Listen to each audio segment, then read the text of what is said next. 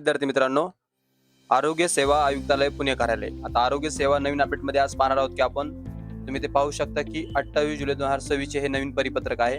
आता यामध्ये प्रति म्हणजे कोणाकोणाला पाठवले आहे ते कार्यक्रम प्रमुख, सर्व उपसंचालक, आरोग्य सेवा परिमंडळ, जिल्हा शल्य चिकित्सक अधीक्षक प्रादेशिक रुग्णालय यांना पाठवलेला आहे.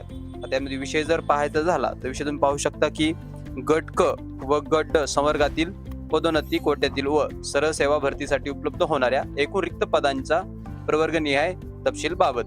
आता यामध्ये संदर्भ पाहायचा झाला तर उपरोक्त विषयांच्या अनुषंगाने सार्वजनिक आरोग्य विभागाकडील सरळ सेवा पद भरतीची कार्यवाहीस्तव आपले कार्यालयाच्या आस्थापनेवरील मंजूर आकृतीबंधानुसार गट क व गट ड संवर्गातील जून 2026 अखेरची सद्यस्थिती या कार्यालयास प्राप्त आहे.